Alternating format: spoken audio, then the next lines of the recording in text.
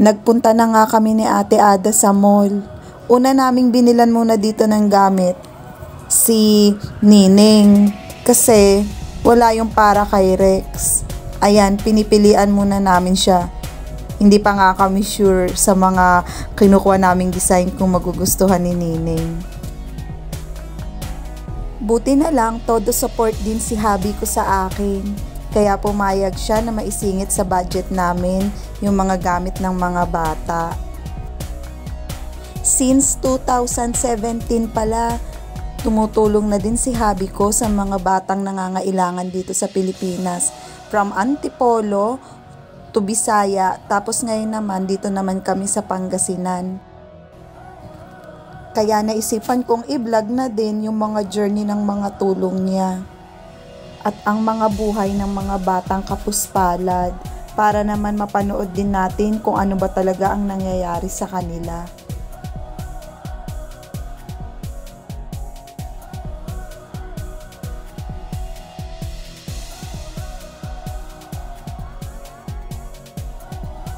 Ayan, nandito na tayo sa isang mall. Dito, kompleto yung mga kailangan ni Rex na mga notebook. Yan guys, kararating lang natin, no. Ang init. Galing mall. Ipinamili natin ng gamit yung dalawang bata lang muna kasi yung dalawa mag-aaral naman daw, tsaka may gamit naman. Yung dalawa talaga kailangan nila, si Nining, grade 2 na, tapos si Rex, grade 4 naman sa pasukan. So, ito binili natin kay Nining. Ito, mga notebook ni Nining. Pinilian ko siya ng pony. Yan. SpongeBob. At saka, kamukha ni Nining. Oh. Dora. Binila ko si Nining ng 2, 4, 6, 7. 7 na notebook. And then, papel. Then, color. Tsaka, lapis. Tapos, pantasa. Binila ko siyang pantasa. Oh, mga pantasa niya. Yan. Tapos, ang bag ni Nining is bag ni Ate Ada. Okay pa naman siya, guys. So, siguro, tatagal pa to kahit 3 months. Kasi after 3 months, magbibigay naman ako uli ng bag. May parating kasi kaming mga bag sa package. So, kung masira man, meron akong ipapalit sa kanya, diba? So, kaya okay lang. Tsaka, hindi ko pa kaya bilan sila ng bago. Kasi, isiningit ko lang sa budget nila yung mga gamit.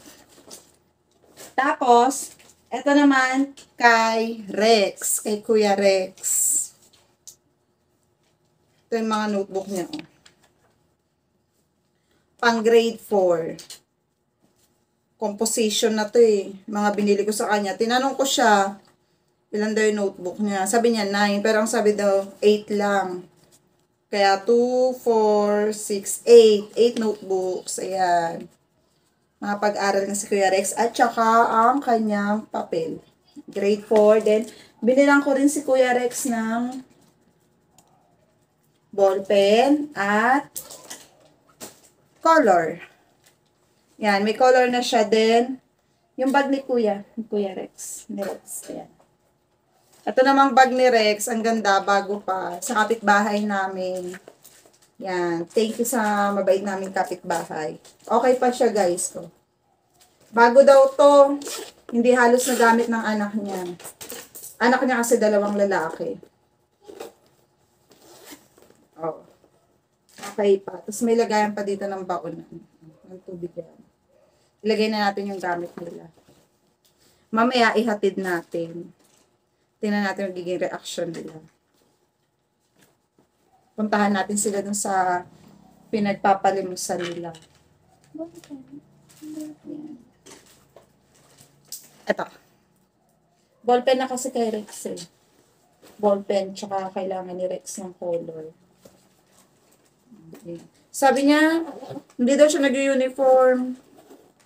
Hinihingan ko din siya ng uniform dyan sa kapitbahay. Titingnan pa daw. Pero sabi ni Rex, okay na daw yung pambahay niya. Basta makapasok lang daw siya, tsaka may gamit siya. Okay na daw yun. Kahit nakachinelas lang siya, t-shirt at short. So, ako na yung bag ni ano. Ay, Ito palang bag ni Nining. May mga damit, pinagliitan ni Ada, oh. Ito na lang natira, actually marami, na ipamigay ko na sa iba, pati mga shoes sayang nga, na ipamigay ko na rin. Binigyan siya ni Ate Ada ng mga damit, oh, kay Nining. Maliliit daw to, mga hanging gloves. Yan. Makakapag-aral na sila. Mamaya ihatid natin. Tingnan natin yung mga ano nila. Tingnan natin magiging reaction nila. So, bumili na rin ako ng iba pang kailangan ni Adam, mga baunan, lunchbox, tsaka tubigan. So, yun lang guys. Mamaya ulit, ihatid natin sa mga bata to.